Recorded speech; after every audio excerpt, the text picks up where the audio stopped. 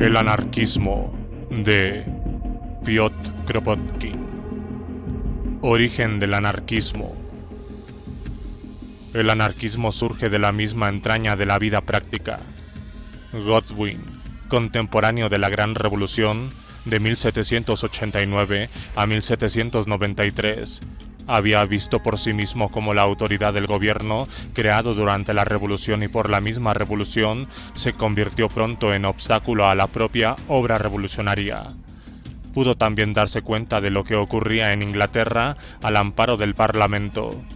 El pillaje de las tierras comunales, la venta de ciertos beneficios postales, la casa del hijo del pobre y su conducción desde los asilos por agentes que con este objeto recorrían Inglaterra a las factorías de Lancashire, donde perecían a montones tan pronto como llegaban. Y Godwin se hizo cargo enseguida de un gobierno cualquiera, aunque fuera el de los jacobinos. La república, una e indivisible, no podría realizar nunca la necesaria revolución social comunista, de que un gobierno revolucionario, en virtud de su origen y de su naturaleza de guardador del Estado y de los privilegios de todos los estados, en impedimento a la revolución misma, comprendió así y proclamó abiertamente la idea de que para el triunfo de la revolución los hombres necesitan librarse ante todo de su fe en la ley, en la autoridad, en la unidad, en el orden, en la propiedad y en otras instituciones heredadas de los tiempos pasados, de los tiempos en que sus progenitores eran esclavos. El segundo teórico del anarquismo, Proudhon, posterior a Godwin, es contemporáneo de la Revolución de 1848. Proudhon pudo ver por sus propios ojos los crímenes cometidos por el gobierno republicano y convencerse al mismo tiempo de la impotencia del socialismo de Estado de Louis Blanc. Bajo la reciente impresión de lo que había visto durante el movimiento de 1848, escribió su obra colosal Ideal General de la Revolución, en la que resueltamente proclama el anarquismo y la abolición del Estado. Más tarde, en la Asociación Internacional de los Trabajadores, la concepción anarquista se afirma también después de otra revolución, la de 1871. La total impotencia revolucionaria del Consejo de la Comune, aun cuando figuraba en él, en proporciones equitativas, representantes de todos los partidos revolucionarios de aquel tiempo, jacobinos, blanquistas e internacionalistas, y la incapacidad del Consejo General de la Asociación Internacional de los Trabajadores en Londres y sus pretensiones, necias y peligrosas, de gobernar el movimiento parisiense por medio de órdenes transmitidas desde Inglaterra, fueron dos grandes lecciones que abrieron los ojos a muchos. Esos hechos condujeron a varias federaciones de la Internacional y a no pocos de sus miembros más preeminentes, incluso Bakunin, a meditar en lo peligrosa que resultaba toda clase de autoridad, aun cuando sea elegida con la mayor libertad posible, como ocurrió en la Comune y en la Internacional de Trabajadores. Algunos meses después, la decisión tomada por el Consejo General de la Internacional en un mitin privado que se convocó en Londres, 1871, en lugar del Congreso anual correspondiente, hizo aún más evidente el peligro de su gobierno en el seno de aquella asociación. Por medio de ese primitivo acuerdo, las fuerzas de la Internacional, que hasta entonces habían estado unidas para la lucha económica y revolucionaria por acción directa de las uniones de oficio contra el capitalismo, fueron empujadas a un movimiento electoral, político y parlamentario que no hizo más que diseminar y destruir su poder efectivo. Este acuerdo produjo la rebelión abierta de las federaciones latinas de la asociación, españolas, italianas, del Jura y de parte de Bélgica, contra el Consejo General, y de esta rebeldía data el movimiento anarquista contemporáneo. Vemos, pues, que el movimiento anarquista se renovaba cada vez que recibía la impresión de alguna gran lección práctica y que su origen arranca de las enseñanzas de la vida misma. Mas tan pronto surge, comienza a construir la expresión general de sus principios y a establecer las bases teóricas y científicas de sus enseñanzas. Decimos científicas no en el sentido de la adopción de una jerga incomprensible o en el de recurrir a la antigua metafísica, sino el de determinar sus bases por medio de las ciencias naturales de la época y llegar a ser una de sus ramas. El anarquismo y su ideal. El anarquismo labora al mismo tiempo por su propio ideal. Ninguna lucha puede tener éxito si no es consciente, si no persigue un fin concreto y definido. No es posible destruir nada de lo existente si los hombres de antemano no han convenido entre sí durante la lucha, así como en el mismo periodo de destrucción, qué es lo que van a poner en lugar de aquello que haya sido destruido. Ni aun la misma crítica teórica de lo que existe es posible sin que cada uno se represente a sí mismo, más o menos exactamente, la imagen de aquello con lo que se desea sustituir a lo actual. Consciente o inconscientemente, el ideal, la idea de algo mejor, siempre perdura en el espíritu de los que critican las instituciones existentes. Tal ocurre principalmente con los hombres de acción. Decir a las gentes: destruyamos primero el capitalismo y la autocracia, y después veremos lo que debe hacerse, no es más que engañarse a sí mismo y engañar a los otros. Jamás ha sido creada una fuerza real por medio de la decepción. De hecho, aun los que desprecian los ideales y se mofan de ellos tienen, sin embargo, alguna idea de lo que quisieran ver en lugar de lo que combaten. Por ejemplo, cuando se trabaja por destruir la autocracia, hay quien se imagina una constitución inglesa o alemana en un futuro próximo. Otros sueñan con una república sometida probablemente a la poderosa dictadura de su partido, o con una república monárquica como la de Francia, o con una república federal análoga a la de Norteamérica. Entretanto, hay ahora un tercer partido que concibe mayor limitación del poder del Estado, más amplia libertad para las ciudades y para las villas, para las uniones de trabajadores y para toda clase de agrupaciones unidas entre sí por medio de libres federaciones temporales, cosa que no puede obtenerse en ninguna república. Y cuando el pueblo combate al capitalismo, siempre tiene una cierta concepción, una idea vaga o definida de lo que quisiera ver en lugar del capitalismo, ya el capitalismo de Estado u otra clase de cualquiera de Estado comunista, ya la Federación de Libres Asociaciones Comunistas para la producción, el cambio y el consumo. Cada partido tiene, pues, su concepción propia del futuro. Un ideal que le permite formular sus juicios propios sobre todos los hechos que se producen en la vida política y económica de las naciones y le inspira en la averiguación de los más adecuados medios de acción para llegar mejor y más pronto a su objeto. Es, pues, natural que el anarquismo, aunque engendrado en los días de lucha, trabaje también por elaborar este ideal.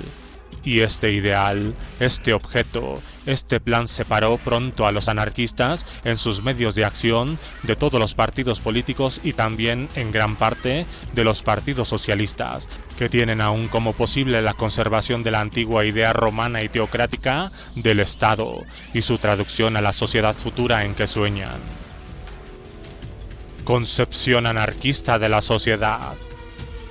Los anarquistas conciben la sociedad como una asociación en que todas las relaciones mutuas de sus miembros están reguladas no por las leyes, no por las autoridades, aun las de libre elección, sino por medio de convenios entre sus componentes y por un cierto número de hábitos y costumbres sociales que, lejos de petrificarse por la ley, por la rutina o por la superstición, está en continuo desarrollo y cambio, según las crecientes necesidades de la vida libre, estimuladas por el progreso de las ciencias, las invenciones y el constante engrandecimiento de los más elevados ideales. Nada, pues, de autoridades que reglamenten la vida, nada de gobierno del hombre por el hombre, nada de cristalización y de inmovilidad.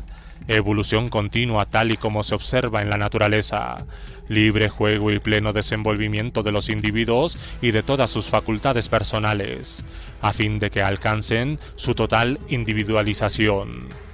En otros términos, ninguna acción habrá de ser impuesta al individuo por medio del temor al castigo.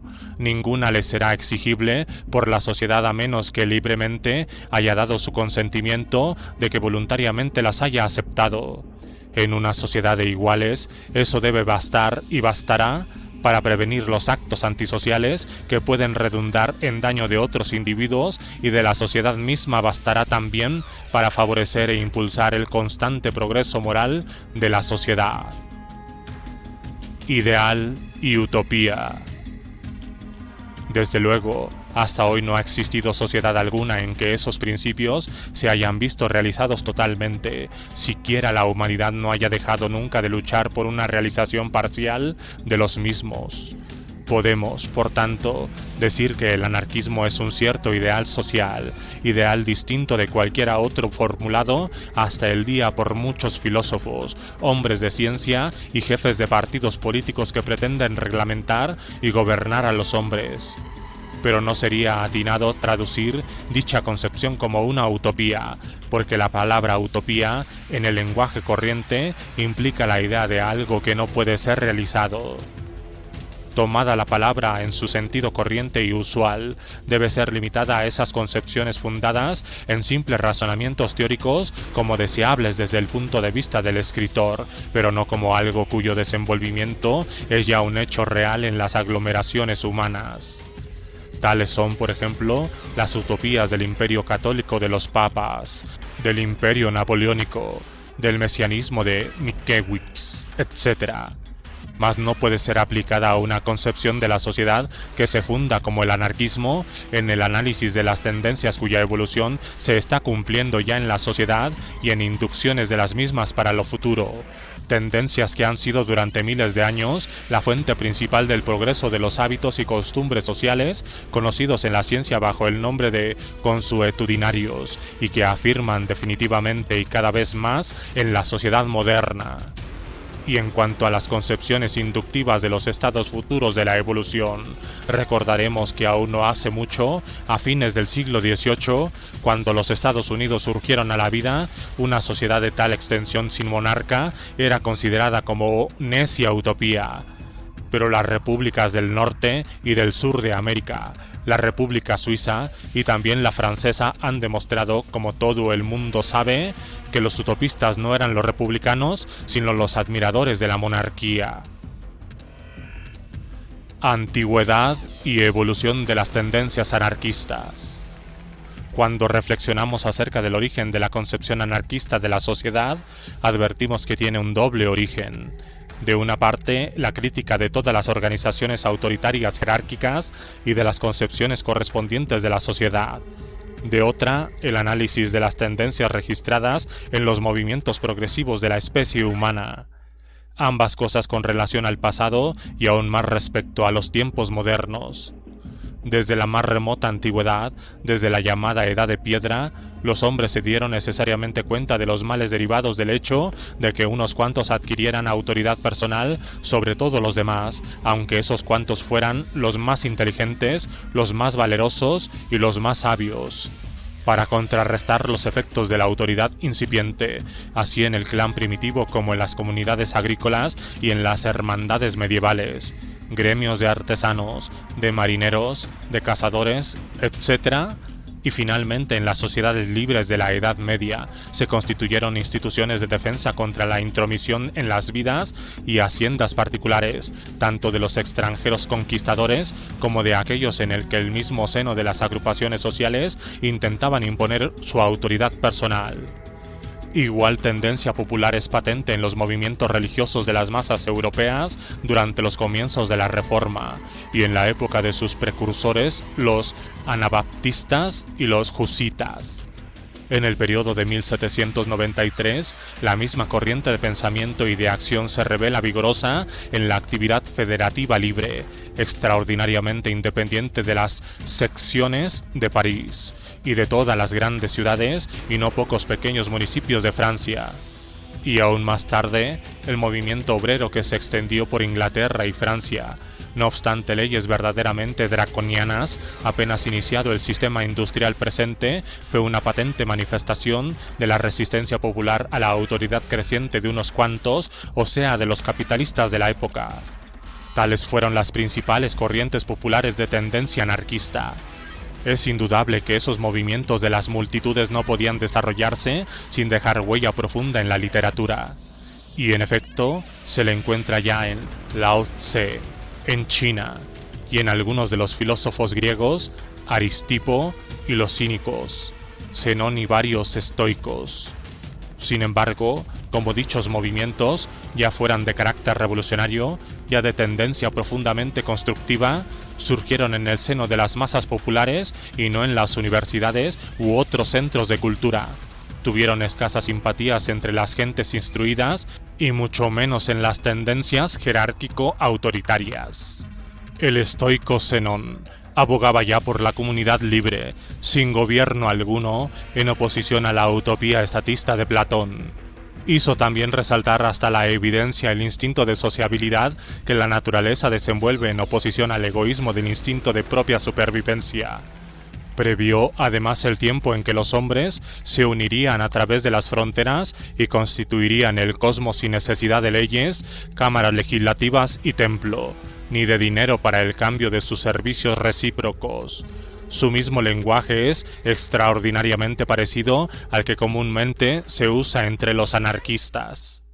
El obispo de Alba, Marco Girolamo Movida, desarrolló en 1553 ideas semejantes contra el Estado, sus leyes y su suprema injusticia, e igualmente lo hicieron los precursores del racionalismo en Armenia, siglo IX, los husitas, especialmente Shoheki, en el siglo XV, y los primeros anabaptistas, Rabelais, en la primera mitad del siglo XVI, y al final Fénelon, y especialmente el enciclopedista Diderot, a finales del siglo XVIII, desenvolvieron las mismas ideas que hallaron, justo es reconocerlo, cierta expresión práctica durante la Revolución Francesa. Pero fue Godwin, en su investigación sobre la justicia política, quien estableció en 1793, bajo bien definida, los principios políticos y económicos del anarquismo. No empleó la palabra anarquía misma, pero marcó fuertemente sus fundamentos, atacando por todas partes las leyes, probando la inutilidad del Estado y sosteniendo que solo con la abolición de los tribunales, la verdadera justicia, el único fundamento real de toda sociedad, sería posible. Respecto a la propiedad, abogó abiertamente por el comunismo. A Proudhon corresponde el honor de haber sido el primero en usar la palabra anarquía, no gobierno. El gran filósofo anarquista hizo una tremenda crítica de los esfuerzos infructuosos de los hombres para darse un gobierno de tales condiciones que imposibilitara el dominio de los ricos sobre los pobres y que además estuviera siempre sometido a la voluntad de los gobernados. Los reiterados intentos de formular la Constitución modelo realizados en Francia desde 1793 y el fracaso de la Revolución de 1848 suministraron a Proudhon un arsenal de preciosos materiales para fundar su crítica demoledora. Fue Proudhon enemigo declarado de todas las formas de socialismo estatista, de los cuales no era más que una simple subdivisión los comunistas de aquel tiempo, 1840 a 1850. Resueltamente combatió todos los planes de socialismo autoritario y tomando de Robert Owen el sistema de bonos representativos de horas de trabajo, desarrolló su concepción del mutualismo, en cuyo sistema se hacía inútil toda clase de gobierno. A partir del principio de que el valor de los productos habría de medirse por la cuantía del trabajo necesario para obtenerlos, afirmaba el mutualismo que todos los cambios entre los productores podrían realizarse sencillamente por medio de un banco nacional que aceptara los pagos en bonos de trabajo, una casa de cambio que diariamente llevara cuenta y razón de los millares de operaciones ajenas a la institución proyectada. Los servicios cambiados así entre los productores serían equivalentes y como el banco podía facilitar los bonos de trabajo sin interés alguno y cada grupo obtenerlos mediante el pago del 1% o aún menos para gastos de administración, el capital perdería su poder pernicioso y no podría ser ya empleado como instrumento de explotación. Proudhon dio a su sistema del mutualismo un desarrollo completo y conforme en todo a sus ideas antigubernamentales y antiestatistas. Es necesario, sin embargo, que hagamos constar que la parte de su programa exclusivamente mutualista había sido ya proclamado en Inglaterra por William Thomson. mutualista antes de declararse comunista, y por sus continuadores John Gray, 1825 a 1831, y J.F. Bray, 1839. Contradicciones del individualismo. En los Estados Unidos representa esta misma tendencia Joshua Warren, quien después de formar parte de la colonia de Robert Owen, Nueva Armonía, se volvió contra el comunismo y en 1827 fundó en Cincinnati una alhóndiga en la que las mercancías se cambiaban conforme al principio de la hora y el bono de trabajo. Esta institución se mantuvo firme hasta 1865 bajo los nombres de Alhóndiga Equitativa, Villa Equitativa y Casa de Equidad. Las mismas ideas de trabajo-valor y de cambio a precio de coste fueron invocadas en Alemania por Moses Hess y Karl Grumm en 1843 y 1845, y en Suiza por Wilhelm Marx, quien combatió el comunismo autoritario de Weitling. Por otra parte, y en oposición al fuerte comunismo autoritario de Weitling, que había conquistado un gran número de adeptos entre los trabajadores de Alemania, apareció en 1845 la obra de un hegeliano alemán, Max Stirner. Su nombre verdadero fue Johann Caspar Schmidt, titulada El yo y su propiedad, que ha sido más tarde resucitada, por así decirlo, por J.H. Mackay, y de la que se habló largamente en los círculos anarquistas como de una especie de manifiesto de los anarquistas individualistas.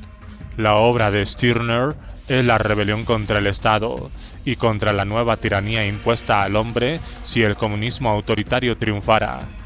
Razonando según el sistema metafísico de Hegel, Stirner predicaba la rehabilitación del yo y la supremacía de la individualidad, y por este cambio llegó a defender el más completo amoralismo, no moralidad, y la asociación de los egoístas. Es fácil comprender, como ya ha sido demostrado por más de un escritor anarquista y por el profesor francés Bache en un interesante trabajo titulado Individualismo anarquista. Max Stirner, es fácil comprender, digo, como esta clase de individualismo que tiene por objeto el pleno desenvolvimiento no de todos los miembros de la sociedad, sino únicamente de los que se consideran dotados de las mejores aptitudes, sin cuidarse del derecho de todos a ese mismo desarrollo integral, es simplemente la vuelta disimulada a la actual educación del monopolio de unos pocos. Significa sencillamente el derecho a su completo desarrollo para las minorías privilegiadas. Pero como semejantes monopolios no pueden sostenerse de otro modo que bajo la protección de una legislación monopolista y de la coacción organizada por el Estado, las demandas de este singular individualismo concluyen necesariamente por retornar a la idea del Estado y a la misma coacción que tan fieramente combate. Su posición es la misma que la de Spencer y de todos los economistas de la llamada Escuela de Manchester, que empiezan también por una severa crítica del Estado y concluyen reconociéndolo totalmente a fin de mantener los monopolios de la propiedad, cuyo celoso y fuerte guardador es necesariamente el propio Estado. El anarquismo, aspiración social. Si la revuelta contra el Estado, proclamada por los escritores de la clase media, revistió frecuentemente caracteres de rebelión del individuo contra la sociedad y sus hipocresías, en nuestro tiempo análoga revolución se cumple entre los trabajadores y adquiere caracteres más profundos porque se dirige a la investigación de las formas de sociedad que mejor y más pronto libertarán de la opresión e impedirán que unos hombres sean explotados por otros que tienen de su parte el auxilio poderoso del Estado. Los fundadores de la Asociación Internacional de los Trabajadores creían que este organismo era el embrión de la nueva sociedad al surgir de la revolución social. En esta sociedad nueva, las funciones que hoy están en manos del gobierno serían sustituidas por libres contratos derivados de las relaciones directas entre los grupos autónomos de productores y de consumidores. En este mismo momento, el ideal anarquista dejó de ser una aspiración individual para transformarse en social. a medida que los trabajadores de Europa y América van estrechando sus relaciones directas, sin el intermedio de los gobiernos, a medida que adquieren conocimiento exacto de su mutua posición, se penetran más y más de sus propias fuerzas y la capacidad para reedificar sobre nuevas bases el mundo social. Comprenden, al fin, que si el pueblo recuperara la posición de la tierra y de cuanto es necesario para producir lo suficiente a las necesidades todas de la vida, que si las asociaciones de hombres y de mujeres dispuestas a trabajar en el campo, en las fábricas, en las minas, etc., pusieran bajo su dirección el mecanismo nuevo de la producción, podrían fácilmente atender a las satisfacciones de las necesidades de la vida social y garantizar a todos el bienestar y un poco más de comodidad y de sosiego. Los recientes progresos de la técnica y de la ciencia hacen evidente la posibilidad de tal supuesto, y no hay duda de que una vasta organización internacional de productores y consumidores, el cambio de los productos, podría organizarse con idéntica facilidad, toda vez que no habría de ser establecido en vistas del enriquecimiento de una minoría privilegiada. Asimismo, es mayor cada vez el núcleo de trabajadores inteligentes que se dan cuenta de que el Estado, con sus contradicciones, sus jerarquías y su estrecho nacionalismo, no han hecho nunca otra cosa que desarrollar la organización de privilegios y opresiones que tan duramente pesa sobre todos. Los ensayos hechos en varias naciones al fin de aliviar parcialmente los males sociales dentro de la organización del Estado burgués no han logrado más que demostrar con mayor eficacia la falsedad de semejantes procedimientos, y por eso mismo, cuanto más se ha ensanchado el campo de esos ensayos, mayor ha sido la certidumbre de que el mecanismo del Estado no puede ser utilizado como instrumento de emancipación. El Estado es una institución que ha sido creada y fomentada con el propósito bien determinado de establecer y amparar diversos monopolios a favor de los dueños de esclavos y de siervos, de los terratenientes, laicos o canónicos, de los mercaderes, los usureros, los reyes, los guerreros, los nobles y finalmente en el siglo XIX de los capitalistas industriales, a quienes el propio Estado surte de brazos arrebatados a otros países. Es, por tanto, indudable que el Estado sería, por lo menos, una institución inútil si esos monopolios fueran suprimidos. Una gran simplificación de la vida se obtendría inmediatamente si fuera destruida la armazón que permite a los ricos explotar a los pobres. La idea de los municipios independientes en cuanto a la organización territorial y la federación de las sociedades de oficio para la organización de los hombres conforme a sus diversas funciones vino a darnos una concepción concreta de la sociedad emancipada por la Revolución. Faltó, sin embargo, agregar a esos dos modos de organización un tercer modo desarrollado rápidamente durante los últimos 50 años. Todo el mundo ha podido ver cómo, gracias a una pequeña libertad conquistada en ese sentido, se ha hecho miles de combinaciones nuevas, se han constituido multitud de sociedades libres para satisfacción de todas las inimaginables necesidades económicas, de higiene e instructivas. Cómo la iniciativa privada ha acudido a la asociación para el mutuo apoyo, para la propaganda de ideas, para las empresas de arte, para la organización de los deportes y para 100 fines más. Todo el mundo ha podido ver cómo esas agrupaciones, yuxtaponiéndose y entrelazándose, estaban y están prontas a satisfacer nuevas necesidades y a plegarse a nuevas influencias por medio de nuevos convenios y de nuevas organizaciones públicas o privadas. Todavía vamos más lejos. Se comprende ya que si las sociedades humanas evolucionaran en este sentido, decaerían necesariamente la coacción y el castigo. El mayor obstáculo al sostenimiento en la sociedad presente de un cierto nivel de moralidad, consistente en la ausencia de la igualdad social. Y sin la igualdad real, el sentido de la justicia no hará jamás su camino, porque la justicia implica necesariamente el reconocimiento de la igualdad. En donde quiera que los principios de justicia no vinieran negados a cada paso en la práctica de la vida por desigualdades irritantes y por deficiencias de medios, es evidente que los hábitos de justicia, de equidad, ganarían el alma del pueblo y dominarían sus cumbres, extendiéndose forzosamente por todo el cuerpo social. En este medio de equidad, de justicia, el individuo sería libre en el sentido de que su libertad no estaría limitada por el temor, por el miedo a un castigo social o místico, por la obediencia ya a otros hombres reputados superiores, ya a entidades teológicas o metafísicas, que son precisamente las que conducen a la servidumbre intelectual, la mayor maldición de la humanidad, y al más bajo nivel moral humano. El hombre, en un régimen de igualdad, podría guiarse confiadamente por su razón, porque ella llevaría el sello del medio social en que viviera. Podría, asimismo, alcanzar el pleno desenvolvimiento de su individualidad, en tanto que el individualismo, que los intelectuales de la clase media respetan instrumento único del desarrollo de los individuos mejor dotados, sería realmente el principal obstáculo a su desenvolvimiento.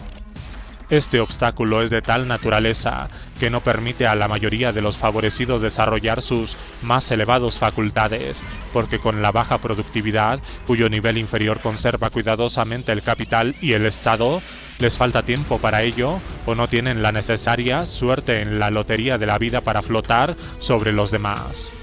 Por otra parte, aún los vencedores no cuentan con el aplauso y la recompensa de la sociedad más que a condición de que no vayan demasiado lejos en sus críticas y juicios, y sobre todo de que no realicen actos que puedan conducir a la destrucción o a una seria reforma de la sociedad misma.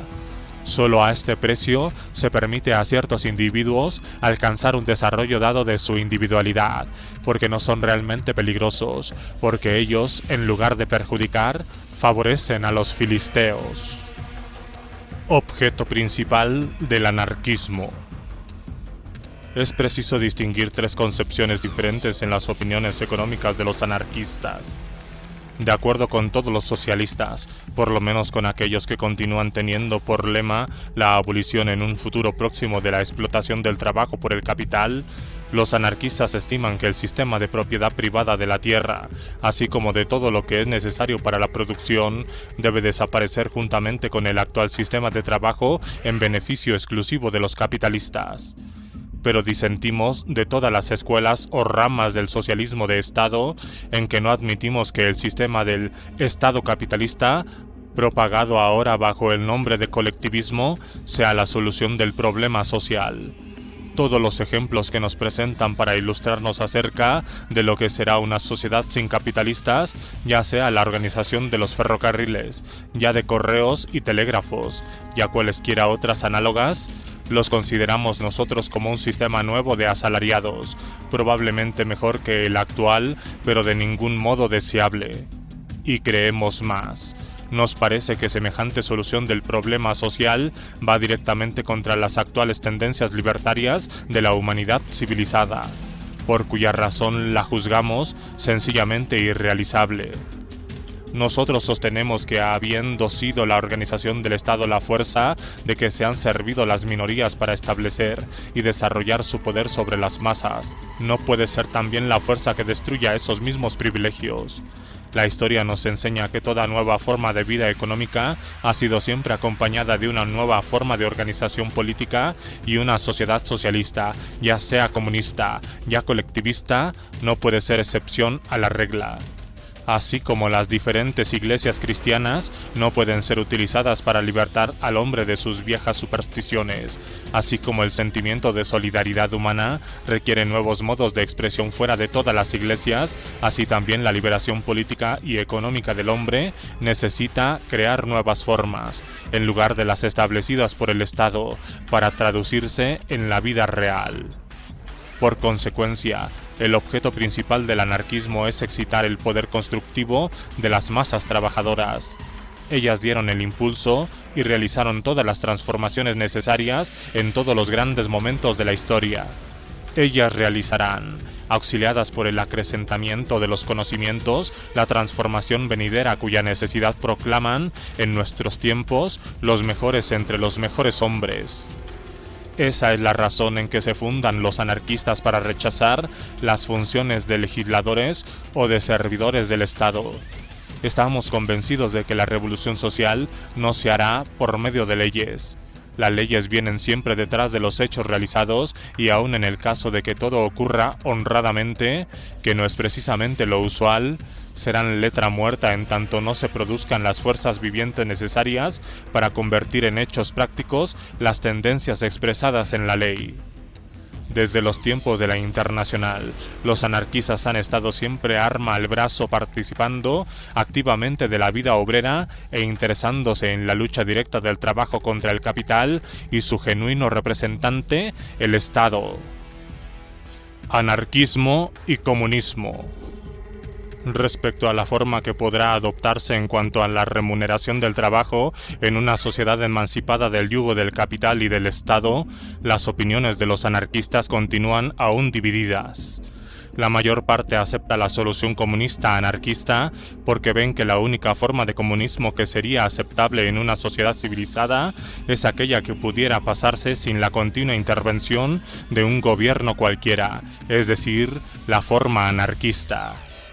Creen estos camaradas también que una sociedad anarquista de cierta extensión sería imposible si no empezara por garantizar a todos un mínimo de bienestar obtenido en común. Así el comunismo y el anarquismo se complementan.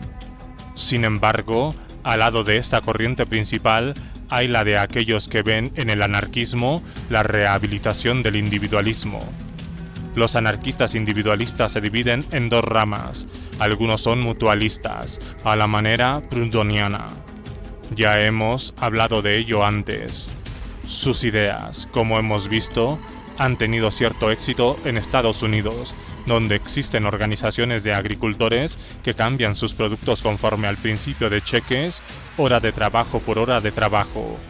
No obstante, siempre podrá hacerse a este sistema la objeción de que difícilmente sería comparable con el sistema de propiedad común de la tierra y de todo lo necesario a la producción. El comunismo en la posesión de la tierra, las fábricas, etc., y el individualismo son demasiado contradictorios para coexistir en una misma sociedad. Dejemos a un lado la dificultad de justipreciar el valor de venta de un producto por medio del tiempo necesario o del que se emplee actualmente en obtenerlo. Para conseguir que los hombres se pusieran de acuerdo respecto de la valoración del trabajo de cada uno, sería también necesario que sus ideas estuvieran profundamente saturadas del principio comunista. En cuanto a los anarquistas que proclaman el individualismo absoluto, tal como lo entendió Stirner, ya hemos visto la interna contradicción que sus concepciones encierran. Sus partidarios retornan inevitablemente a las ideas de las minorías privilegiadas, aunque ellos mismos las hayan refutado duramente de antemano. Las mismas objeciones pueden hacerse al anarquismo individualista de los discípulos de Benjamin Tucker, el conocido editor del periódico neoyorquino Liberty. Sus ideas participan de las de Proudhon y de las de Spencer. Esta doctrina parte del principio de que lo único obligatorio para el anarquista es atender a sus asuntos propios, sin mezclarse en los ajenos, que cada individuo y cada grupo tiene el derecho de sobreponerse al resto de la humanidad si dispone de fuerza necesaria para hacerlo, y que si esa única obligación que consiste en el gobierno de cada uno por sí mismo recibiera acatamiento y aplicación de un modo general y absoluto, no sería de ningún modo peligrosa, porque los derechos de cada uno estarían limitados por los derechos de todos los demás. Este modo de razonamiento es tributo rendido a la dialéctica metafísica y es desconocer los hechos de la vida real. Imposible concebir una sociedad en la que los asuntos e intereses de cada uno no afecten a muchos otros, cuando no a todos. Imposible imaginársela sin que el hecho de estar en continuo contacto todos sus miembros no produzca, como resultado, la comunidad de intereses, la interferencia de los intereses de cada uno en los intereses de los demás. Toda acción implica necesariamente la idea de un beneficio o perjuicio resultante para nuestros semejantes. Si no nos cuidáramos para nada de los efectos de nuestros actos, llegaría a hacérsenos imposible actuar en ningún sentido. De aquí que Tucker, después de su admirable crítica del Estado y de su vigorosa defensa de los derechos del individuo, acabe por reconocer, como hizo Spencer, el derecho del Estado a defender a sus miembros. Pero precisamente amparado en el derecho de defensa de los débiles es como el Estado se arrogó todas las funciones agresivas que los dos, Spencer y Tucker, tan brillantemente han refutado. Esta contradicción explica, quizá, por qué el individualismo anarquista tiene muchos más adeptos entre la clase media que entre los obreros. Es preciso, sin embargo, declarar que presenta un servicio real previniendo a las comunistas anarquistas para que no hagan demasiadas concesiones a la vieja idea del oficialismo del Estado. Es difícil librarse de las ideas añejas. En cuanto al comunismo anarquista, es cierto que gana más y más terreno cada día entre los trabajadores que tratan de adquirir una clara idea de la acción revolucionaria venidera. Los movimientos sindicalistas y tradeunionistas que permiten a los trabajadores practicar la solidaridad y sentir la comunidad de sus intereses preparan mucho mejor que todas las elecciones el camino que es necesario seguir para la realización de esas aspiraciones. Y no será mucho esperar que cuando empiece en Europa y América importantes movimientos en favor de la emancipación del trabajo, se hagan, por lo menos en los países latinos, algunos tanteos comunistas anarquistas, mucho más profundos que todos los realizados por la nación francesa en 1793 a 1794, tanto en multitud de municipios como en las secciones de las grandes ciudades. El anarquismo y la ley. Fijadas ya las ideas directrices del anarquismo, examinaremos ahora algunas conclusiones concretas que ponen de manifiesto el lugar que ocupan nuestras ideas en el movimiento científico y social de los presentes tiempos.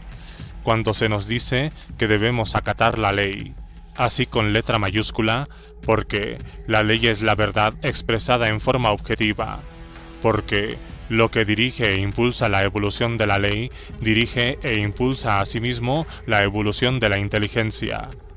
O porque la ley y la moral son idénticas y solo difieren en la forma. Escuchamos tan hinchadas palabras con la mismísima reverencia con que las acogía Mefistófeles en el Fausto de Goethe. No imaginamos que para traducir en palabras sus pensamientos han tenido que hacer un enorme esfuerzo intelectual los que escribieron tales conceptos, por cuya razón, sin duda, se los imaginaron extraordinariamente profundos. No desconocemos tampoco que todo ello se resume en una serie de tanteos inconscientes para llegar a grandes generalizaciones y que estas generalizaciones no se fundan sino en bases insuficientes, obscurecidas por medio de palabras rebuscadas a fin de hipnotizar a las gentes en fuerza de extremar la elevación y la maña del estilo. ¿Qué de extraño, pues, tiene nuestra despectiva ironía? Es indudable que en los tiempos antiguos trataron los hombres de dar a la ley un origen divino, que más tarde procuraron asentarla en bases metafísicas. Pero en nuestros días podemos ya estudiar el origen de las diversas concepciones de la ley y su desarrollo antropológico, exactamente del mismo modo que estudiamos y seguimos la evolución de las abejas en la elaboración de sus celdillas y de sus paneles de miel. Merced a los trabajos de la escuela antropológica, puesto ahora al alcance de todo el mundo, es cosa fácil observar cómo aparecen las costumbres sociales y las concepciones de la ley entre los más primitivos salvajes, y no lo es menos seguir paso a paso su gradual desenvolvimiento a través de los códigos en los distintos periodos de la historia hasta nuestra misma época. De ese análisis se deduce la conclusión siguiente, ya mencionada por nosotros anteriormente. Todas las leyes tienen un doble origen, y es precisamente esta circunstancia lo que las distingue de las costumbres establecidas por el uso y que representan los principios de moralidad propios de una sociedad determinada en una determinada época. La ley confirma las costumbres, las cristaliza, pero al propio tiempo se aprovecha de ellas y se ampara de la general aprobación que encuentran para introducir con disimulo bajo su sanción alguna otra institución nueva en beneficio enteramente de las minorías guerreras y gobernantes. No de otro modo ha establecido o sancionado la ley la esclavitud, la autoridad paternal, la preeminencia de las castas sacerdotal y militar. No de otro modo nos ha sumido en la servidumbre y más tarde en la subordinación al Estado. Al amparo de tales medios ha logrado la ley imponer constantemente al hombre un duro yugo sin que de ello el hombre se diera cuenta. De ese yugo jamás ha podido emanciparse la humanidad como no haya sido revolucionariamente. Tal es el proceso histórico desde los tiempos más remotos hasta nuestros días. Y hoy mismo no otra cosa sucede aún con relación a las leyes más avanzadas, con las denominadas leyes sociales, porque al lado de la protección al obrero como bandera visible, las leyes introducen subrepticiamente el principio del arbitraje obligatorio a cargo del Estado en caso de huelga, arbitraje y obligatorio que contrasentido. O bien, a pretexto de fijar una jornada mínima de trabajo, hacen esta jornada forzosa durante tantas o cuantas horas, imponiendo al obrero una nueva sujeción. Del mismo modo es la ley la que abre de par en par las puertas a la sustitución de los huelguistas por soldados en los ferrocarriles y otras industrias importantes cuando los obreros abandonan sus faenas en reclamación de mejoras o en protesta de abusos.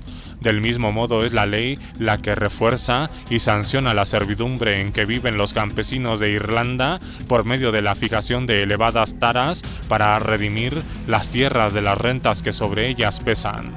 La ley se hace, al parecer, para facilitar la redención. Lo que en realidad ocurre es que la esclavitud queda por la ley reafirmada. ¿Para qué seguir?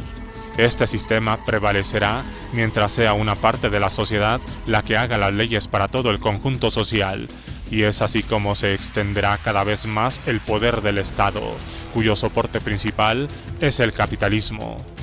En tanto se hagan leyes y sea forzoso someterse a ellas, los resultados serán necesariamente los mismos. Se comprende, pues, que los anarquistas, desde Godwin acá, nieguen y repudien todas las leyes escritas. No obstante, ellos aspiran, más y mejor que todos los legisladores juntos, a la justicia, que es equivalente, lo repetimos, a la igualdad e imposible sin ella. El anarquismo y la moral.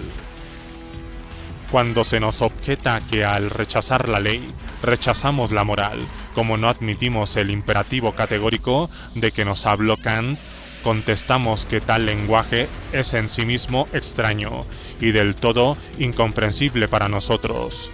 Es para nosotros tan extraño e inintengible como lo sería para un naturalista que se pusiera a hacer estudios sobre la moral. Antes de entrar en materia, habría que plantear a nuestros impugnadores esta cuestión previa. ¿Qué se quiere decir con eso del imperativo categórico? ¿No podrían sus mantenedores traducirlo al lenguaje corriente, tal como lo hizo Laplace traduciendo, con gran fortuna, las fórmulas de las más inteligibles para todo el mundo? ¿No de otra suerte han procedido los grandes hombres de ciencia?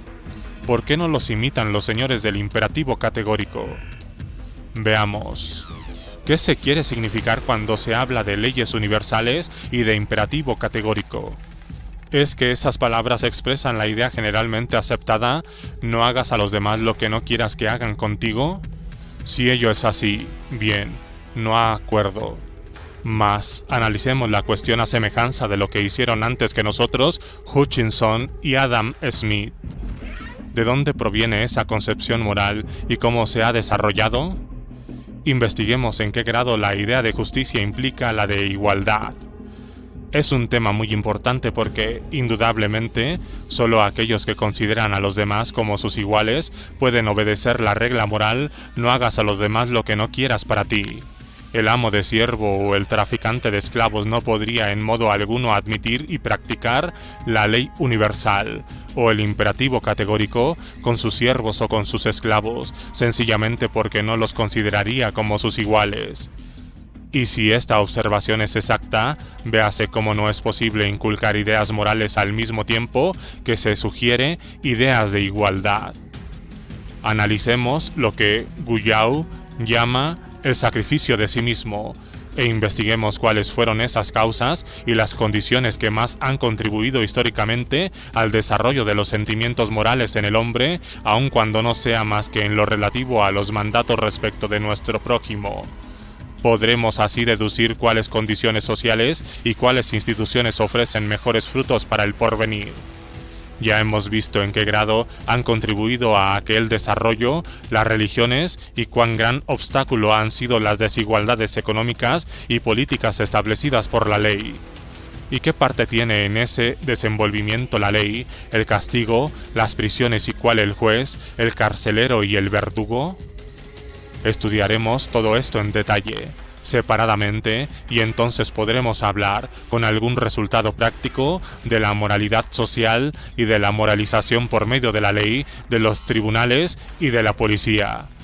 Pero se prefirió a esto las palabras hinchadas y huecas que solo sirven para ocultarnos el verdadero conocimiento de las cosas. Es posible que haya sido inevitables en un cierto periodo de la historia, aunque es muy dudoso aún entonces su utilidad. Pero hoy, capacitados como estamos para emprender el estudio de las más arduas cuestiones sociales, del mismo modo que el jardinero de una parte y el fisiólogo de otra estudiando las condiciones de desarrollo de una planta, no tenemos más que poner manos a la obra. Errores de los economistas. Desde otro punto de vista, cuando un economista cualquiera nos dice: en un mercado absolutamente libre, el valor de la mercancía se mide por la cantidad de trabajo socialmente necesario para producirla. Véase Ricardo, Proudhon, Marx y otros muchos. Nosotros no aceptamos tal aserto como un artículo de fe por la sola razón de venir revestido de una autoridad particular o porque parezca un tanto socialista. Es posible, decimos, que eso sea verdad, pero ¿no ven que al hacer esa afirmación es como si sostuvieran que el valor y la cantidad de trabajo necesario son proporcionales del mismo modo que la rapidez de la caída de un cuerpo es proporcional al número de segundos que tarda en caer? Afirman así una cierta relación cuantitativa entre el trabajo y el valor de la mercancía.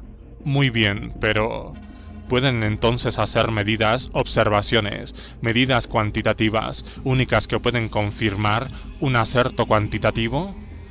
Se nos dirá que, hablando grosso modo, el valor de cambio de las mercancías crece a medida que aumenta la cantidad de trabajo necesario para producirlas.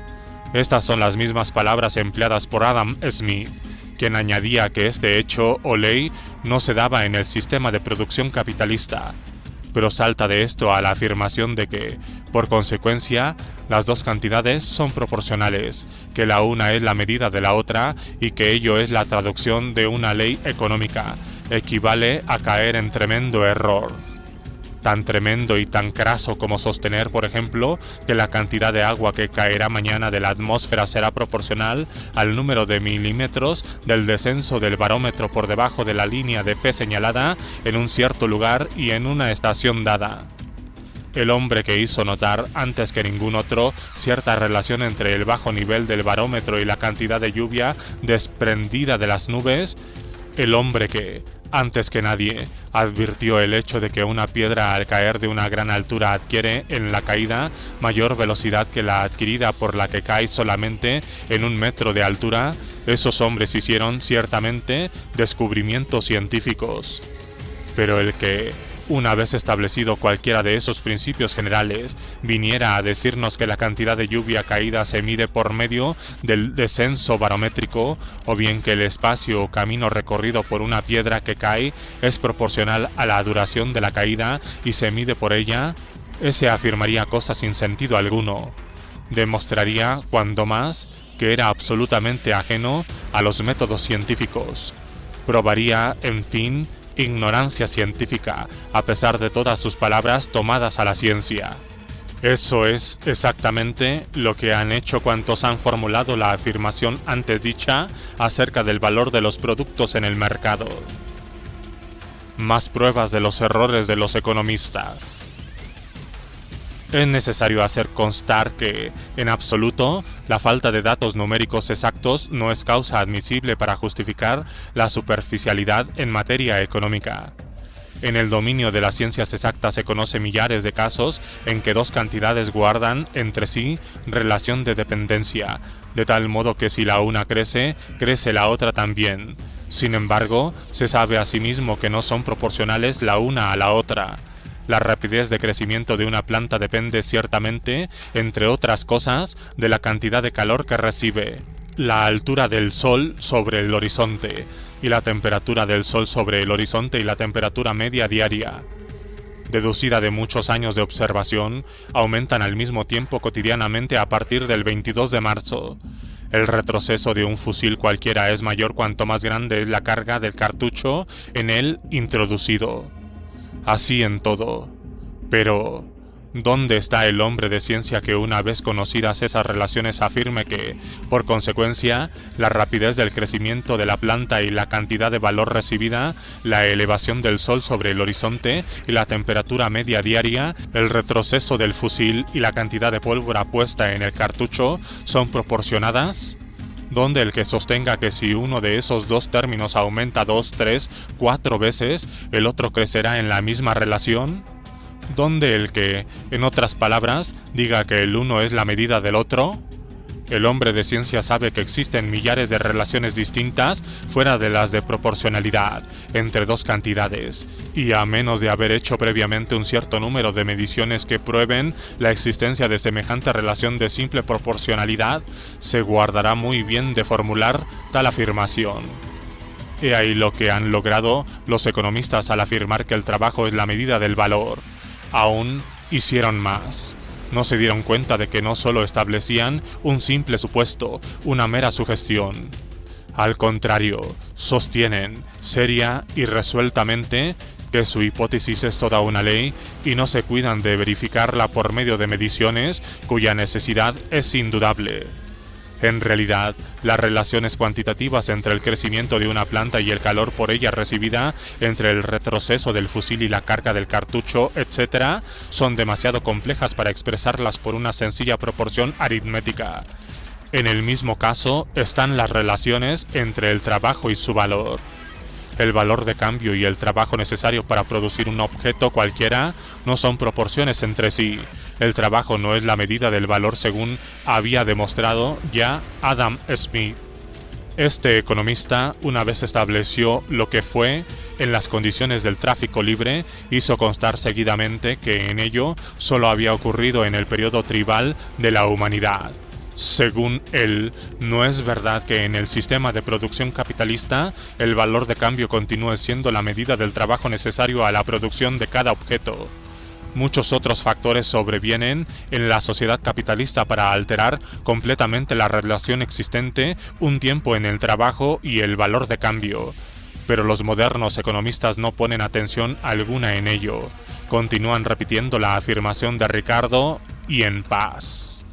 Los mismos reparos que hemos hecho a la teoría del valor pueden aplicarse a la mayor parte de las afirmaciones hechas por los economistas y por los llamados socialistas científicos, que continuamente nos ofrecen sus conjeturas como leyes naturales.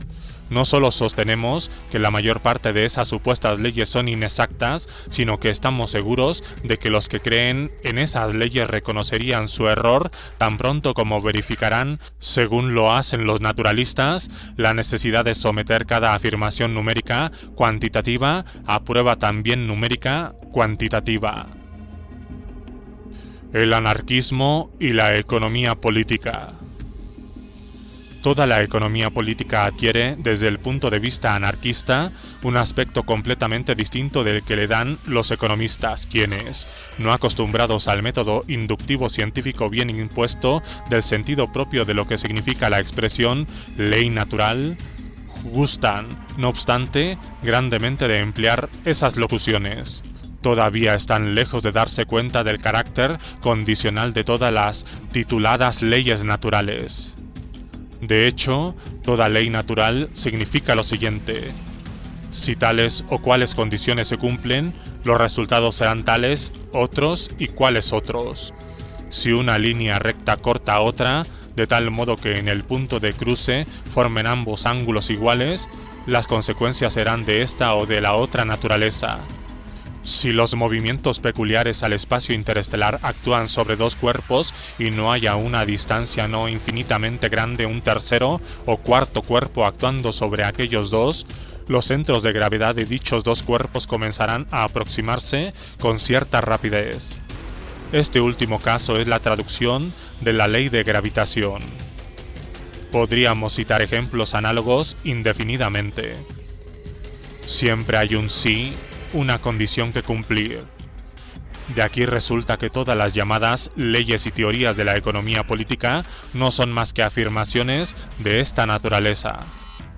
Supongamos que hay siempre en un país determinado número considerable de gente que no puede subsistir un mes o una quincena sin obtener un cierto salario, y para ello aceptar las condiciones que el Estado le impone en forma de contribución, renta sobre la tierra, etc., o bien las de aquellos que el Estado reconoce como dueños del suelo, de las fábricas, de los ferrocarriles.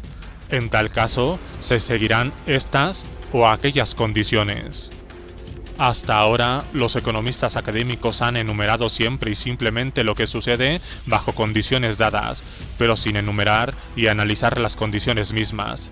Y si alguna vez las mencionan, las olvidan inmediatamente para no hablar más de ellas. Esto es bastante malo, pero aún hay en sus enseñanzas algo peor que eso. Los economistas nos prestan los hechos resultantes de tales condiciones como leyes fatales e inmutables, y a eso llaman ciencia. Es verdad que los economistas políticos socialistas han hecho la crítica de algunas de las conclusiones de los economistas académicos o sostenido de un modo diferente ciertos hechos, pero siempre olvidan las condiciones precisamente citadas y dan a los hechos económicos de una época determinada demasiada estabilidad, a fin de presentarlos como leyes naturales. Hasta ahora ninguno ha emprendido el camino de la ciencia económica. El que más ha hecho, Marx, en su obra El Capital, ha ido a buscar las definiciones metafísicas de los académicos, como Ricardo para explicar: miren cómo aún con sus propias definiciones podemos probar que el capitalismo explota al trabajador.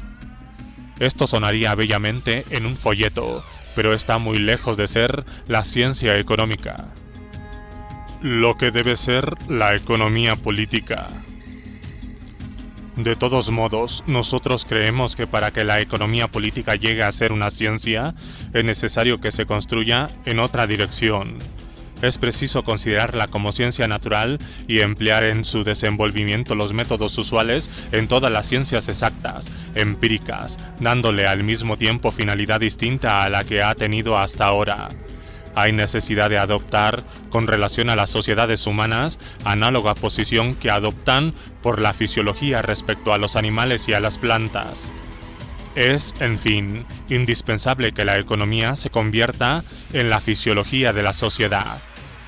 Esta fisiología habrá de tener por objeto el estudio de las crecientes necesidades sociales y el de los medios puestos en práctica para satisfacerlas en el pasado y en el presente, rindiéndose debida cuenta de que esos medios no han estado ni están de acuerdo con su misma finalidad propuesta. Por esto mismo, y porque entra en los propósitos de toda ciencia la previsión y también la aplicación consiguiente de lo previsto a la vida práctica, ya lo dijo Bacon hace largo tiempo. La economía política deberá investigar los medios de satisfacer, lo mejor posible, las necesidades presentes y futuras con el menor gasto de energía, es decir, económicamente, a fin de que la especie humana obtenga en lo sucesivo los resultados apetecidos. ¿Quién está en lo cierto? Es, pues, evidente la razón por la cual nuestras conclusiones difieren en tantos extremos de aquellas a que han llegado los economistas, así los académicos como los demócratas socialistas. La razón por la cual nosotros consideramos como leyes ciertas correlaciones establecidas por ellos, la razón por la cual nosotros deducimos del estudio de las tendencias de la moderna vida económica conclusiones tan diferentes a las suyas con relación a lo que nosotros estimamos deseable y posible. En otras palabras, la razón por la cual nosotros llegamos a la afirmación del comunismo libre y ellos al Estado capitalista y al sistema del salario colectivista. Es posible que nosotros estemos equivocados y tengan ellos razón, pero el problema de saber quiénes están en lo cierto y quiénes en el error no se resuelve por medio de discusiones bizantinas de tales o cuales escritores o divagando acerca de lo que concuerda o no con la trilogía de Hegel, y menos aún ciertamente continuando en el uso y abuso del método dialéctico. Este asunto puede resolverse únicamente por medio del estudio de los hechos económicos en la misma dirección y con los mismos métodos que se emplean en las ciencias naturales. El anarquismo y el Estado. Por medio del mismo método llegan los anarquistas a sus conclusiones propias con relación a las diferentes formas políticas en la sociedad, y especialmente del Estado. No nos impresionan lo más mínimo afirmaciones como las siguientes: el Estado es la afirmación de la vida de la justicia suprema en la sociedad. El Estado es el instrumento y el conductor del progreso. Sin Estado no hay sociedad. Fieles a nuestro método, estudiamos el Estado con la misma disposición de ánimo que pondríamos en el estudio de una sociedad de hormigas o de abejas o bien de pájaros reunidos en las orillas de un mar o un lago ártico. Es innecesario repetir aquí las conclusiones a que hemos llegado por consecuencia de esos estudios. Tendría que reproducir todo lo dicho por los anarquistas desde Godwin hasta nuestros días, y ello anda esparcido en buen número de folletos y libros que pueden adquirir cualquiera.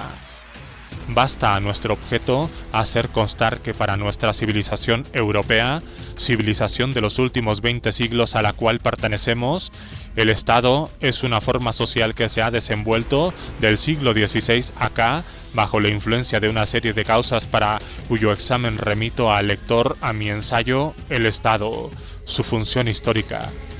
Antes, y a la caída del Imperio Romano, el Estado, en su forma romana, no existía. Si no obstante se le encuentra en los textos de historia de las escuelas, hasta en los comienzos del periodo bárbaro, no es más que como producto de las imaginaciones desatinadas de los historiadores, empeñados en formar el árbol genealógico de los reyes desde los jefes de las bandas merovingias en Francia y en Rusia desde Rurik en 862. Los verdaderos historiadores saben bien que el Estado surgió de las ruinas de las ciudades libres de la Edad Media. Necesidad de sustituir al Estado. Por otra parte, el Estado, considerado como poder político, ofrece hechos y concepciones. El Estado justicia, la Iglesia, el capitalismo, que no podemos separar. Esas instituciones se han desarrollado en el curso de la historia, apoyándose y reforzándose mutuamente. Están unidas entre sí, no por simples coincidencias accidentales, sino por los eslabones de causa y efecto. El Estado es, para nosotros, una sociedad de seguros mutuos entre los terratenientes, los militares, los jueces y los sacerdotes, a fin de apoyar cada uno la autoridad del otro sobre el pueblo y de explotar, para enriquecerse, la pobreza de las masas. Tal fue el origen del Estado, tal su historia, tal su esencia actual. Por consecuencia, figúrese que el capitalismo puede ser abolido quedando en pie el Estado, y aún más, que puede ser abolido con el apoyo del Estado mismo, sabiendo que el último fue fundado para asegurar el desenvolvimiento del capitalismo y creció siempre en poder y solidez proporcionalmente al poder adquirido por este último. Abrigar semejante ilusión, repetimos, es tan poco razonable a nuestro modo de ver como lo fue esperar de la Iglesia la emancipación del trabajo o como separarla del cesarismo o del imperialismo. Ciertamente que en la primera mitad del siglo XIX hubo muchos socialistas que incurrieron en tal desvarío, pero permanecer en la misma región de ensueño hoy, en los comienzos del siglo XX, es demasiado infantil. Formas nuevas de organización económica requieren necesariamente nuevas formas de estructura política. Y tanto si el cambio se verifica rápidamente por medio de una revolución como si se opera lentamente por medio de una evolución gradual, los dos cambios, político uno, económico otro, marcharán al unísono, contemporánea y solidariamente. Cada paso dado hacia la libertad económica, cada victoria obtenida sobre el capitalismo, será al mismo tiempo un paso dado hacia la libertad política, hacia la libertad del yugo del Estado por medio de libres contratos agrícolas, industriales y profesionales. Las dos maneras de ser del Estado.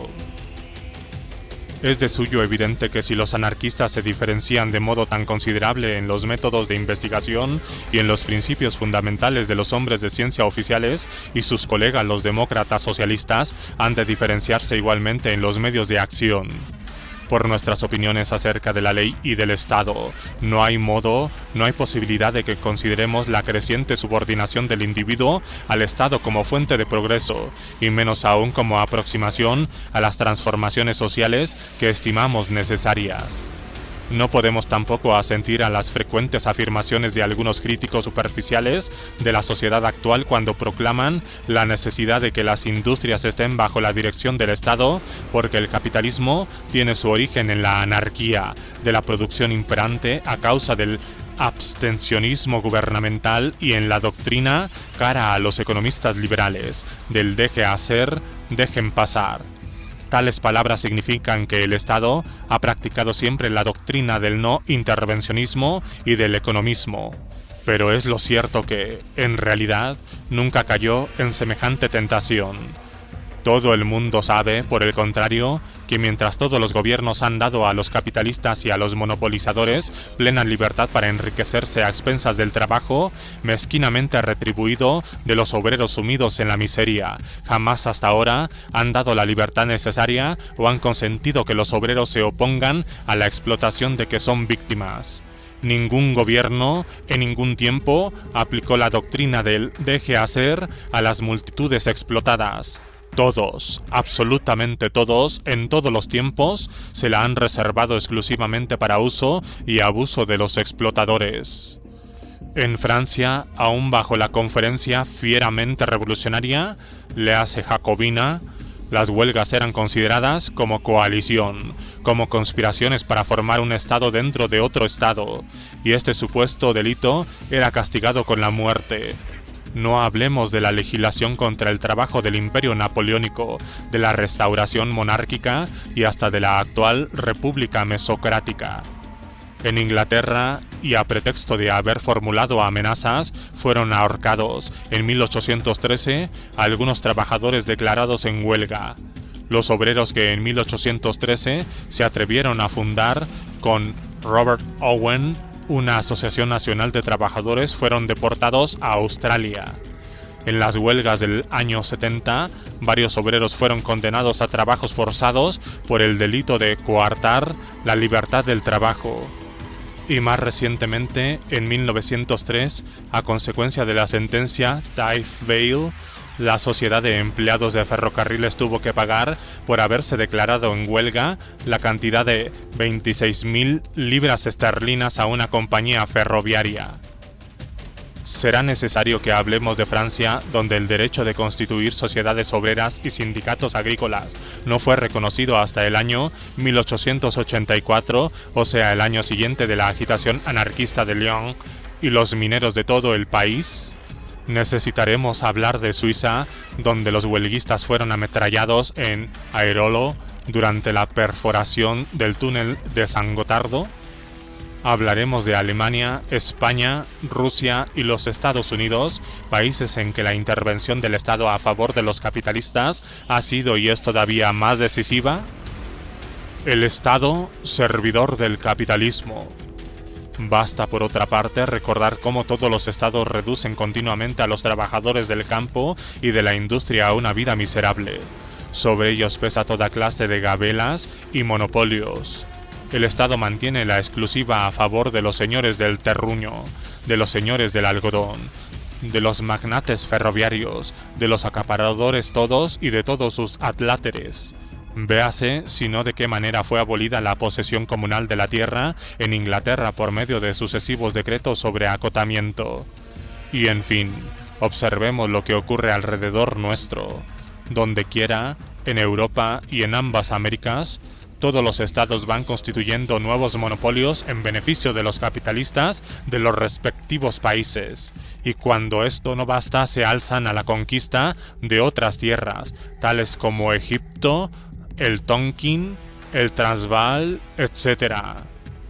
¿De qué sirve, pues, la charla sempiterna de Karl Marx acerca de la acumulación primitiva, como si este impulso dado al capitalismo perteneciera al pasado? La verdad es que, año por año, hasta nuestros mismos días, se han ido estableciendo por todos los parlamentos del mundo nuevos monopolios en beneficio de las compañías de ferrocarriles y tranvías, de las empresas de alumbrado y de abastecimiento de aguas, de transportes marítimos y hasta de ciertas instituciones y centros docentes.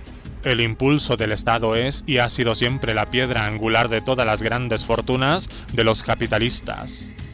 En resumen, en ninguna parte ni en tiempo alguno han tenido realidad el sistema de no intervención del Estado.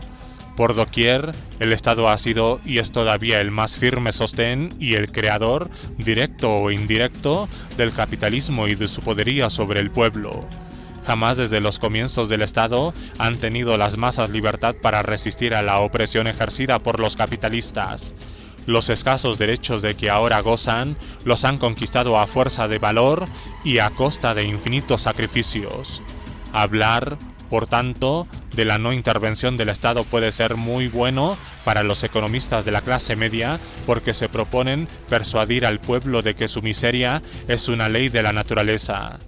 Pero, ¿cómo pueden los socialistas emplear semejante lenguaje?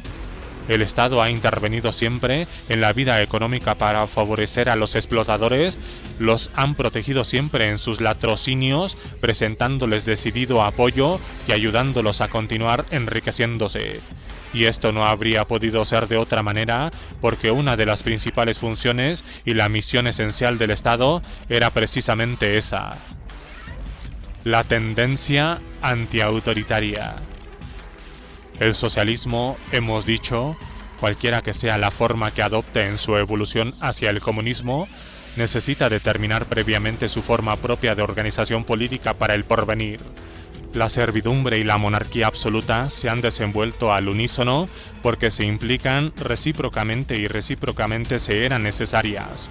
Otro tanto puede decirse del capitalismo, cuya forma política es el gobierno representativo, ya sea monárquico, ya republicano. Por eso el socialismo no puede de ninguna manera plegarse a esta última forma, cuya sustancia es la explotación capitalista, de la misma manera que es incompatible con la Iglesia y su teoría del derecho divino, o con el imperialismo, el cesarismo y toda su jerarquía de funcionarios. En el momento mismo que los principios socialistas se adueñen de la vida social, será preciso constituir una nueva organización política. Es evidente que esta nueva forma habrá de ser más popular, más descentralizada y más próxima al gobierno del pueblo por sí mismo que cualquier otra forma de gobierno representativo conocida o por conocer. Es precisamente esta tendencia la que predomina en las gentes libres del prejuicio autoritario. Si observamos cuidadosamente la vida en Inglaterra, Francia y otros países, se notará enseguida que hay una marcada propensión a constituir comunas independientes, municipales y rurales, a formar asociaciones y federaciones libres, y que estas agrupaciones van asumiendo todas las complejas funciones de la vida social y económica y entendiéndose y relacionándose por medio de libres pactos fuera de la intervención del Estado. No es el emperador de Alemania, o el imperialismo inglés, o el socialismo jacobino suizo los que revelan esta tendencia y fomentan tales aspiraciones. Todo esto no mira más que al pasado, pero hay una fracción progresiva de la sociedad, así en Europa como en América, que lucha fieramente por abrir nuevos horizontes a la vida y al trabajo común, con independencia y fuera en absoluto del Estado. Y en esta fracción alienta la tendencia hacia un porvenir mejor. Tendencias en que se inspira la táctica anarquista. Es obvio que, conociendo lo que antecede, no podemos considerar como elemento de progreso la ola creciente de subordinación al Estado. Por el contrario, nuestra representación de progreso social es una continua aproximación hacia el ideal abolicionista de toda autoridad gubernativa. Una continua aproximación del desenvolvimiento pleno del contrato libre en todo lo que fue antes y es ahora función propia de la Iglesia y del Estado. Una continua aproximación al desenvolvimiento de la libre iniciativa, así en los individuos como en las colectividades. En estas tendencias se inspira la táctica anarquista, tanto por lo que afecta a la vida individual como por lo que atañe a la vida social. Interpretación de la historia. Finalmente, puesto que el anarquismo es un partido revolucionario, ha de atender principalmente en el conocimiento de la historia al génesis y desenvolvimiento gradual de las pasadas revoluciones. Y para obtener este conocimiento es natural que procuremos purgar la historia de las interpretaciones estatistas de los historiadores clásicos, de los historiadores oficiales, y es natural también que tratemos de reconstituirla sobre el verdadero desenvolvimiento de los pueblos, determinando las ventajas obtenidas por la revolución, las ideas dominantes en cada época y los errores de tácticas posibles. Al estudiar los comienzos de una revolución, no basta conocer el estado miserable de las multitudes antes de estallar aquella.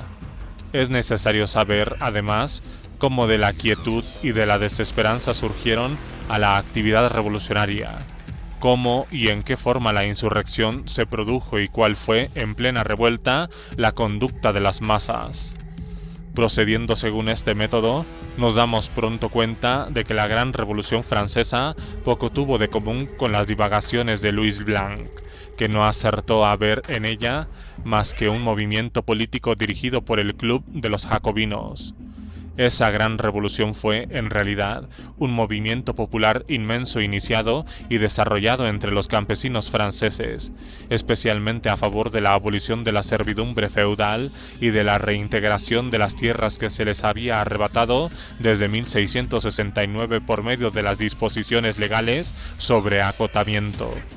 En las ciudades fue un alzamiento cuya finalidad era suprimir la miseria proletaria por medio de una organización nacional del cambio y de la socialización de la producción.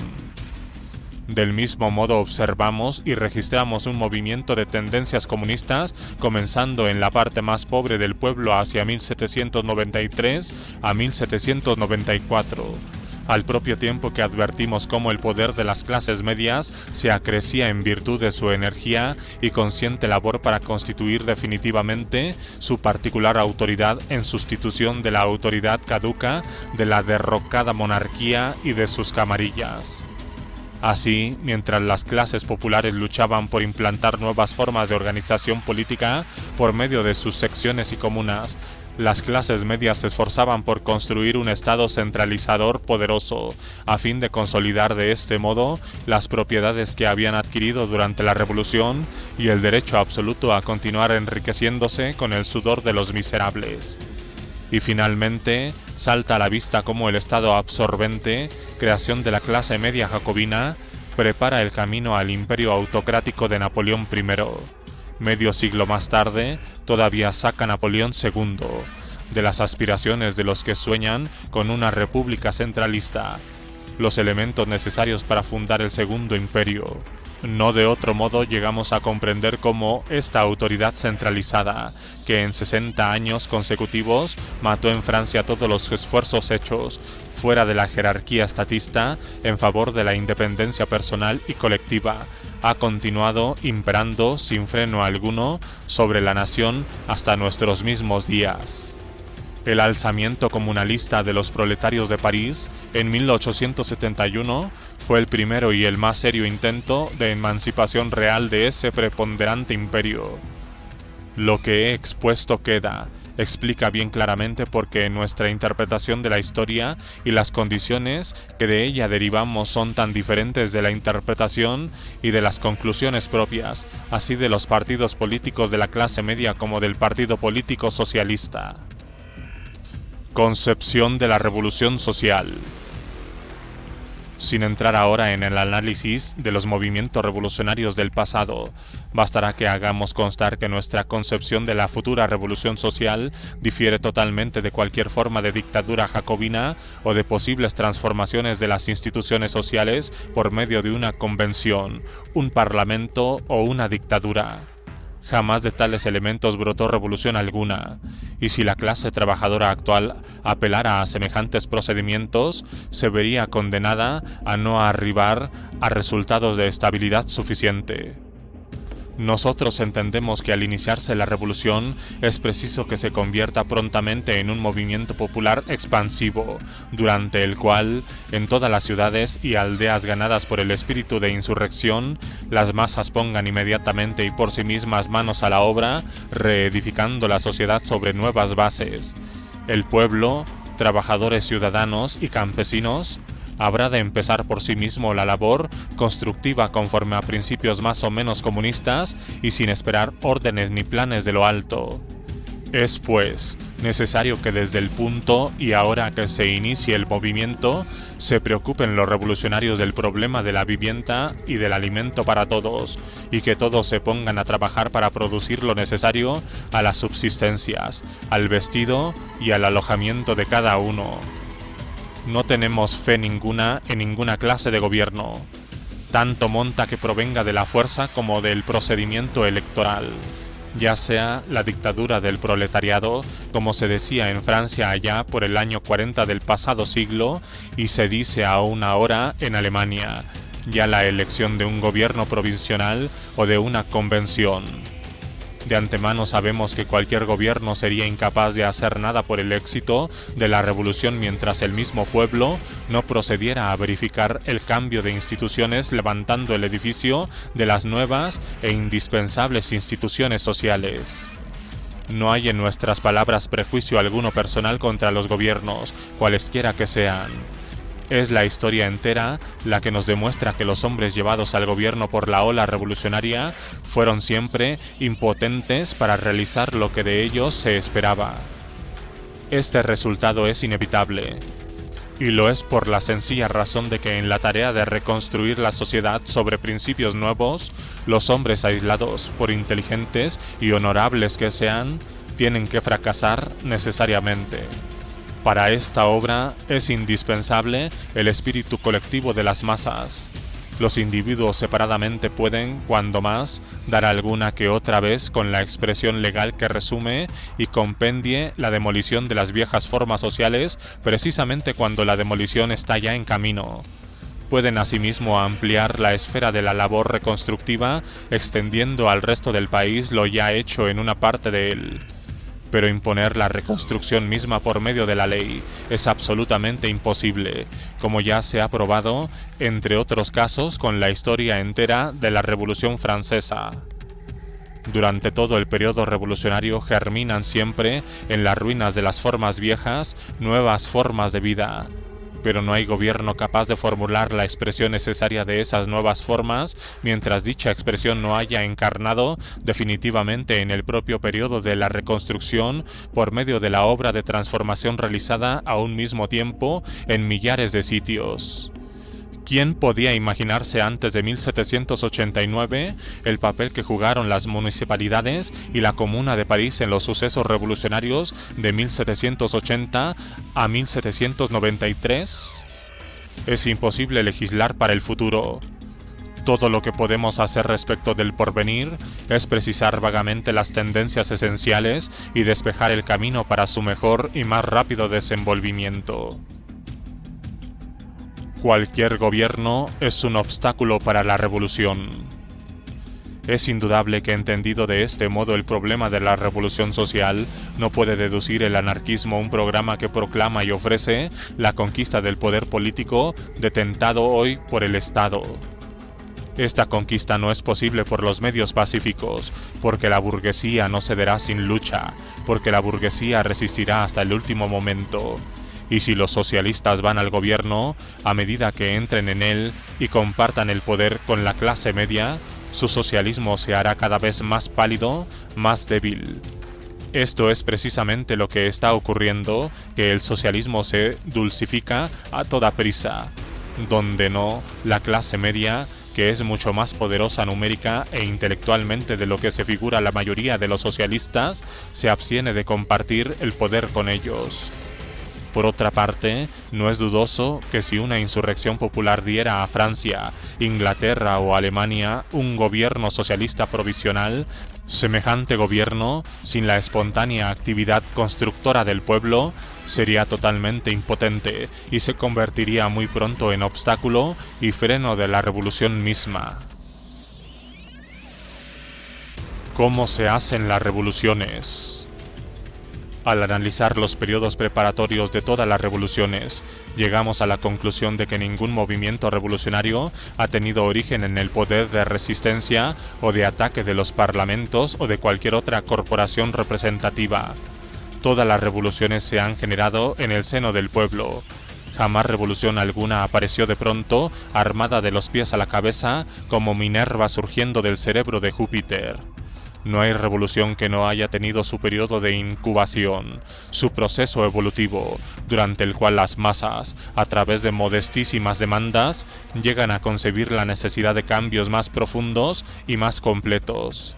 Así se les ve crecerse en osadía y en arrojo, lanzándose a las más atrevidas concepciones sobre los problemas de momento y adquiriendo cada vez mayor confianza y mayor dominio de sí mismas al emerger de su letargo de desesperación y ampliar bravamente su programa y sus exigencias.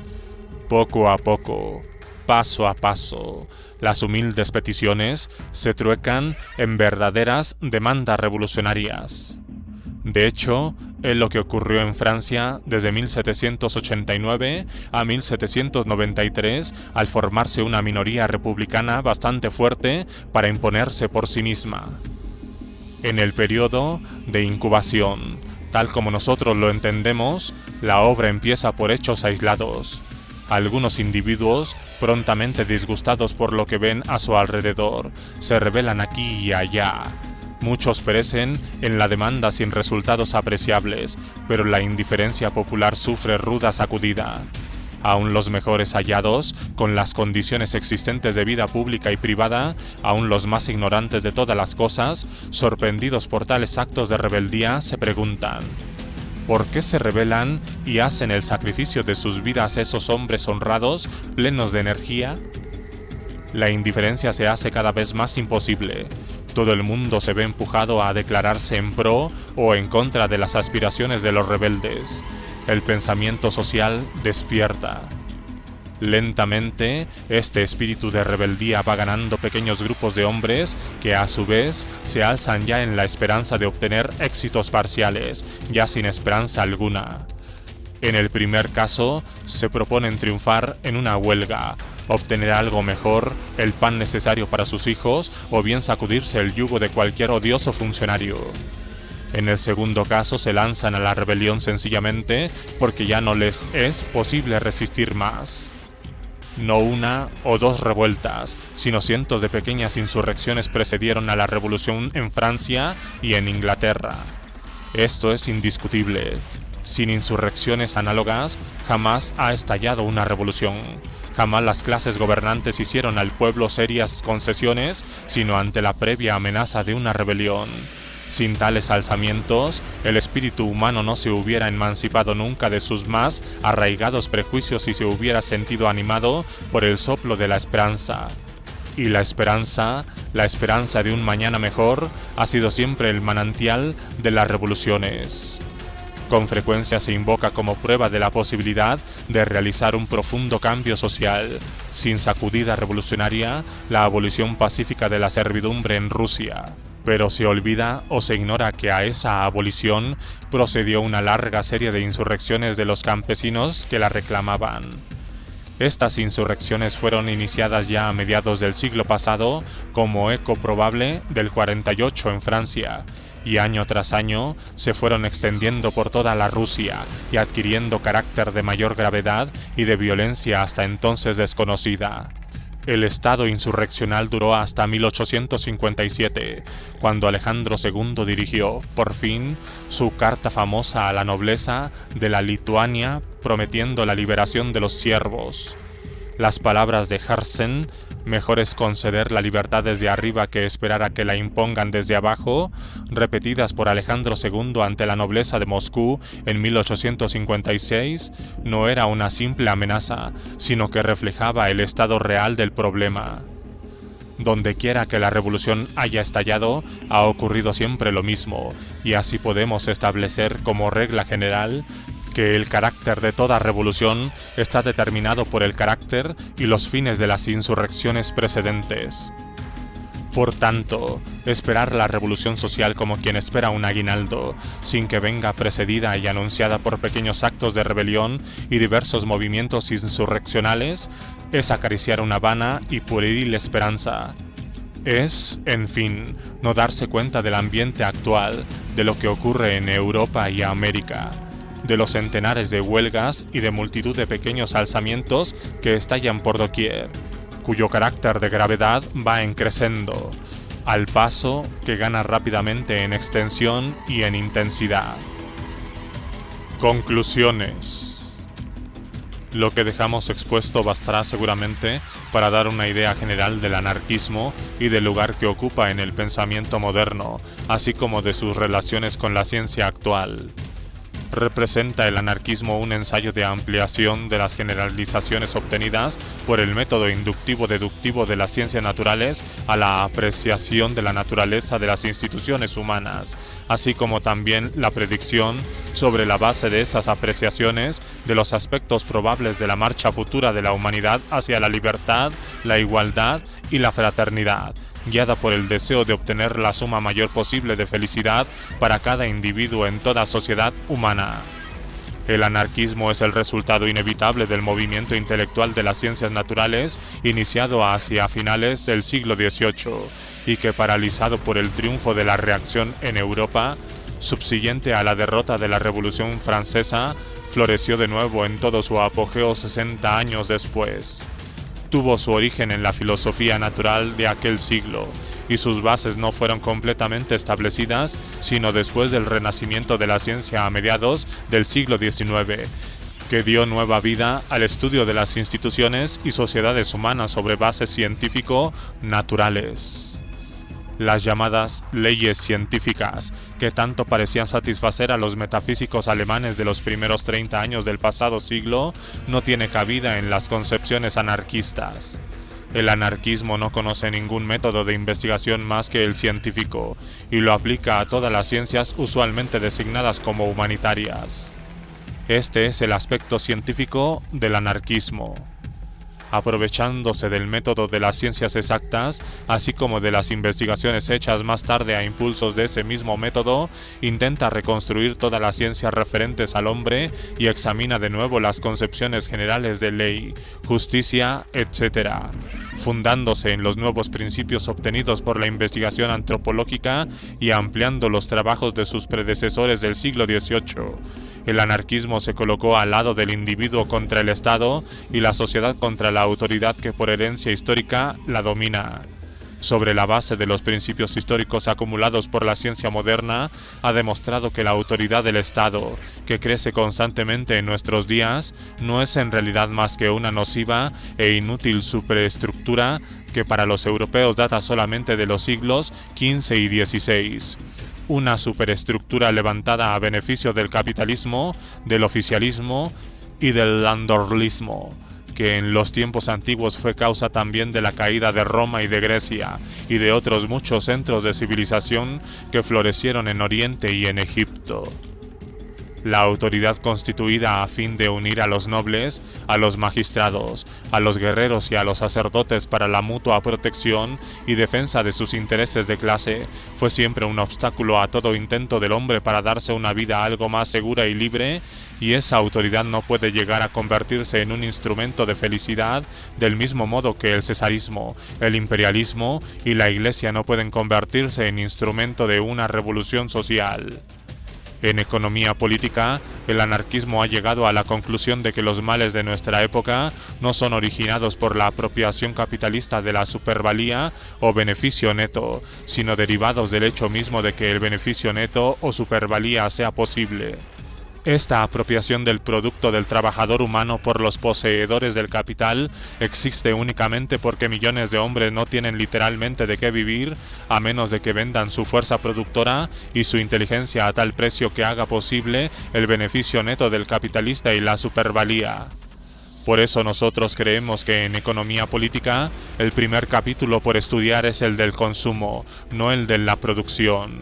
Y cuando una revolución estalle, el primer deber por cumplir será el de arreglar el consumo de tal modo que la vivienda, el alimento y el vestido quede asegurado a cada uno y a todos. Así la producción tendrá que ser organizada a fin de que las necesidades primordiales de todos los miembros de la sociedad sean satisfechas en lugar preferente. Por esto es también por lo que el anarquismo no puede considerar la futura revolución como una mera sustitución del oro por el bono de trabajo, ni de los actuales capitalistas por el Estado capitalista universal. En la revolución venidera los anarquistas ven un primer paso hacia el comunismo libre, no intervenido por el Estado. ¿Son exactas las conclusiones del anarquismo?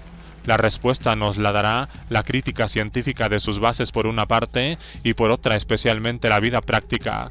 Pero hay un punto en el cual sin duda el anarquismo está en lo cierto. Es cuando considera el estudio de las instituciones sociales como un capítulo de la ciencia natural, cuando se separa totalmente de los místicos y cuando adopta como método de razonamiento el método mismo que ha servido para edificar toda la ciencia moderna y toda la filosofía natural. Siguiendo este método, los errores en que el anarquismo pueda caer serán fácilmente reconocidos. Pero verificar nuestras conclusiones es solamente posible por medio del método científico inductivo-deductivo, sobre el cual se han constituido todas las ciencias y por cuyo medio se han desenvuelto todas las concepciones científicas del universo.